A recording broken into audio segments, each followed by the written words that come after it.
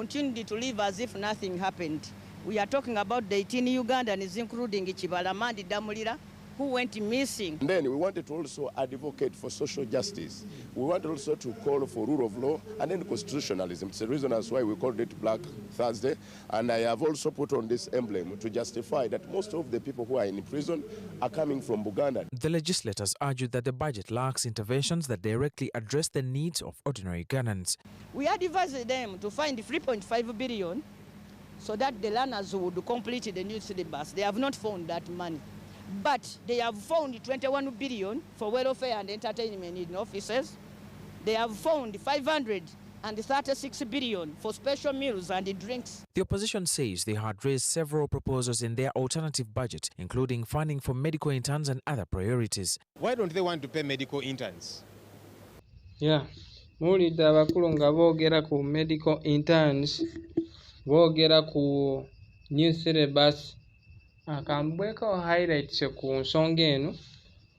New syllabus tukimanyi government yakola ki yakyusamu mu nsoma y'abaana, naye okufacilitatinga abasomesa abagenda kusomesa syllabus eno n'ebirala kyetaagisa biliyoni 17 zokka. Aba new medical interns budget sente ezibeetaagisaako ziri 35.7 billion shillings. Naye ate ogenda kwekanga nga gavumenti egamba terina sente okukola ebintu ebifaananayo ebiti. Ate bagambeko kino nakyo, buli we mulaba gavumenti nga omukolo guli awo ekololo, buli we mulaba omukolo ekololo awo, mumanye nti gavumenti egenda kuspendinga biliyoni nga 9 awo wokka omukolo kubeera awo. So esente zibeerawo. Ate ekyokulabirako ne public events zino zitera okubeerawo. For example, Heroes Day. Heroes Day olunaku olwo lwali lutegekeddwako nga lulina bagenda kuspendinga emiliyoni 24. Just lunaku lukulu olwo lwolaba nti Heroes Day baali bagenda kuspendinga emiliyoni 24. Naye ate zino sente z'omugaso nga ezo okutraininga abasomesa bagenda ku facility okusomesa new syllabus, izo sente tezirabika. Kitegeeza ki? Esente zibeerayo naye abakulu baba tebaagala akukola ebintu eby'omugaso ebizimba eggwanga. Then abakulu boogedde ku security. Security eno giraba etuute sente nyingi, kuba okusinziira ku budget y'eggwanga security yesinze okutwala sente nyingi, kuba egenda kumalawo 10.2 trillion shillings. Egenda kumalawo 10.2 trillion shillings. Naye ate ogenda okulaba nga security y'eggwanga yenyamiza. Abaana bawambiwa, n'onoonya abaana nga tobalaba.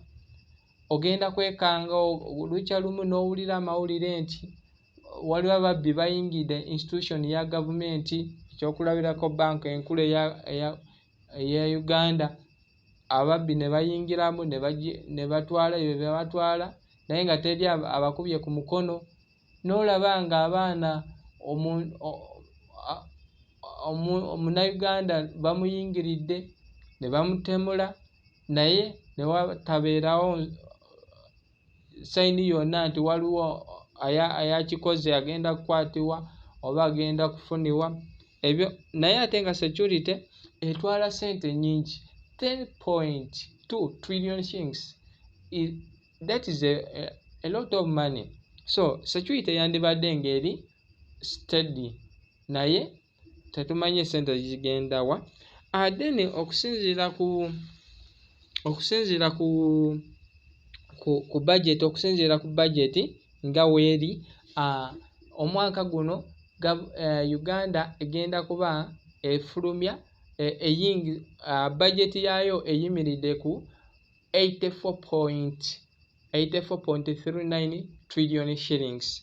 Naye out of this government egenda kuspending etya era sente egenda zifuninawa okusinziira ku gavumenti egenda kufuna sente wait egenda kufuna from domestic revenue that will stand at 44.18 trillion shillings, domestic borrowing at 11.97 trillion shillings, external budget support at 11.27 trillion shillings, domestic refinancing at 13.97 trillion shillings, petroleum revenues 1.44 trillion shillings, budget support grants 1.22 trillion shillings, local government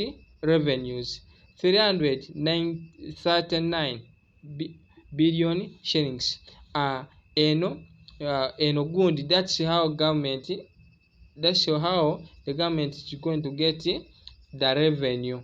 Government egenda kufuna sente ngeyita mu bintu bino: domestic revenue, domestic borrowing, external project support, domestic refinancing, petroleum revenues, budget support grants and local government revenues. Those are the sources of this budget.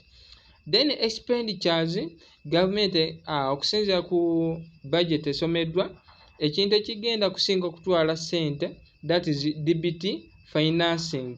DBT financing egenda kutwala 33.4 trillion shillings. That is 40% of the total budget. Then biki government byegenda kuspendingako sente? Wetulaba interest repayments egenda kutwala 12.4 trillion shillings. Then principal repayments, wokwata interest repayments ne principal repayments zigenda kubanga emalawo 33.4 trillion shillings. Then biki government byegenda kuspendingako sente? Okuteekamu sente, agriculture industrialization egenda kuteekebwamu 2.2 trillion shillings, in tourism development 1.5 billion, mineral based industrialization, oil and gas 435.5 trillion. Wano wetulaba science, technology and innovation 1.4 trillion shillings, waste circulation programs PDM Myoga 2.5 trillion shillings, security sector, that is 10.2 trillion shillings. Tulaba human capital development, for example, enhancing of teachers' salary 13.5 trillion shillings. Wano preparation of AFCON 496.3 billion shillings. Infrastructure development, roads, railway, water, electricity and transport system 10.8 trillion shillings. Manufacturing 1.4 trillion shillings, environmental protection 514 billion shillings, administration of justice, that is ebikwata ku mateeka 651.5 billion shillings, legislation and oversight parliament 1.2 trillion shillings, cattle compensation in northern Uganda 100 billion shillings, export promotion 20 billion shillings, rural electrification 45 billion shillings, ambulances, okugula ambulances 20 billion shillings, maintenance of ambulances 10 billion shillings, education 6.66 trillion shillings, health 5.23 trillion shillings, works and transport 8.7 trillion shillings. Ebyo budget wetyo weeyimiridde. Wawula kantwala omukisa guno okubeebaza mwena abafollowinga, era nsaba mu subscribing ku mukutu gwange gwa Paro TV, The Paro TV, era abali ku TikTok amugoberere Skyrock TV.